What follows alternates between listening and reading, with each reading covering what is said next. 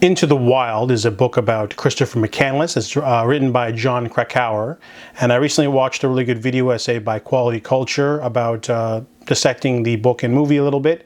So I wanted to get into it because I've already seen the Sean Penn movie from 2007, and I wanted to get the full facts about a polarizing figure. He's a very divisive figure, Christopher McCandless. If you're unfamiliar, he was a young man who was supposed to go to law school, and he ended up giving his tuition money of $24,000 to charity and going on a sort of hitchhiking tour across America.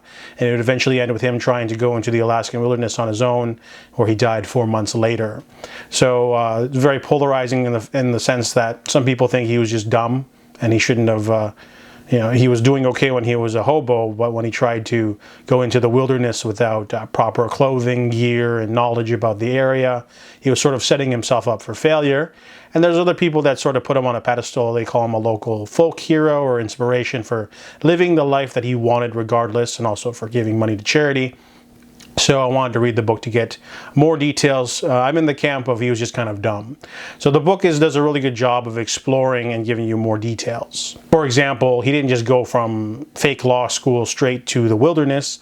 He went under the alias of Alexander Supertramp, and he would basically go around America hitchhiking and living in camps and RVs and things like that, and getting a real taste of Americana. It was like a never-ending camping trip for him, and whenever he needed money or needed to stay, he would get odd jobs at farms or wherever, or he'd bury his backpack and go flip burgers at McDonald's or something like that. So when Alexander decided to go into the wilderness, that was his fatal mistake, and the book goes into full detail. Lots of first-hand witnesses of people who gave him rides or let him stay somewhere. He was a very intelligent person.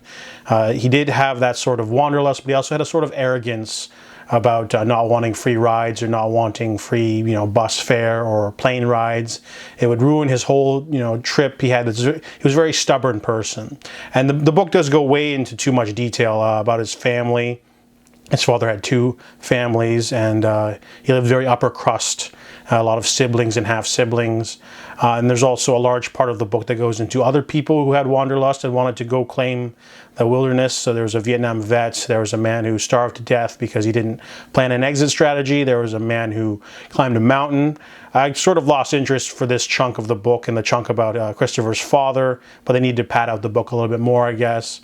But it does go into full detail about all the things he did wrong when he went to Alaska, not getting the proper smoking. He wanted to make essentially moose jerky, but he just didn't know how because he asked the wrong people, and he just wasn't prepared. And that he wasn't a suicidal trip because he planned to come back. He just got waylaid by the rough, uncaring nature of nature. So the book does give you more detail. It's a really solid book. Overall, I didn't change my mind about what camp I'm in. I'm in the boo Christopher McCandless camp because if he didn't give the money to charity, I don't think anyone would care about his story. So I give Into the Wild by Jon Krakauer a 3 out of 5.